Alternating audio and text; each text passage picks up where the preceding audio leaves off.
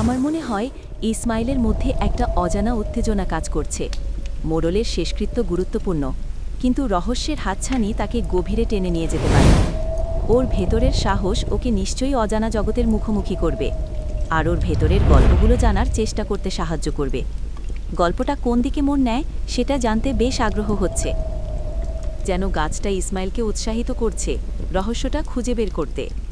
এই পরিস্থিতিতে ইসমাইল কেমন অনুভব করছে? ও কি ভয় পাচ্ছে নাকি আরও বেশি উৎসাহিত হচ্ছে? বুঝতে পারছি, ইসমাইল এখন বেশ দ্বিধায় পড়েছে। একদিকে মোড়লের শেষকৃত্যের দায়িত্ব, আরেকদিকে এই রহস্যময় রহস্যের হাতছানি।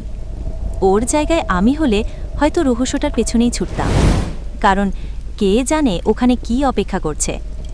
তবে শেষকৃত্যটাও তো গুরুত্বপূর্ণ। দেখা যাক ইসমাইল শেষ পর্যন্ত কি সিদ্ধান্ত নেয়। আরে বাহ, এটা তো বেশ রহস্যময় ব্যাপার। ইসমাইল মনে হয় একটা বড় কিছুর খোঁজ পেয়েছে। 1940 সালের ওই লেখাটার মানে কি হতে পারে? আর ওই পাথরে ফলকটাই বা ওখানে কেন রাখা? খুব ইন্টারেস্টিং তো। এরপর ইসমাইল কি করবে সেটা জানতে ইচ্ছে করছে। মোড়লের কবর খোঁড়ার কাজটা প্রায় শেষ, কিন্তু হঠাৎ করে ইসমাইলের চোখ গেল একটা পুরনো বটগাছের দিকে। গাছটা কবরস্থানের এক কোণে দাঁড়িয়ে আছে অনেক বছর ধরে। তার ডালপালাগুলো চারদিকে এমনভাবে ছড়িয়ে আছে যেন পুরো কবরস্থানটাকে আগলে রেখেছে। আজ কেমন অদ্ভুত লাগছিল গাছটাকে। মনে হচ্ছিল গাছের পাতাগুলো যেন ফিসফিস করে কিছু বলছে।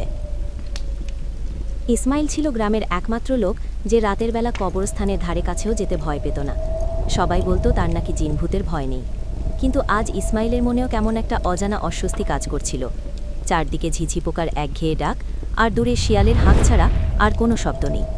কবরস্থানের পুরনো ফটকটা পেরিয়ে ভেতরে ঢুকতেই একটা ঠান্ডা বাতাস গায়ে কাটা দিল।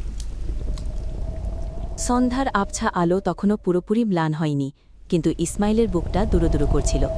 গ্রামের পশ্চিম প্রান্তের কবরস্থানটা অনেক পুরনো। দিনের বেলায়ও যেখানে খুব একটা লোকজনের আনাগোনা দেখা যায় না, রাতের বেলা তো প্রশ্নই ওঠে না।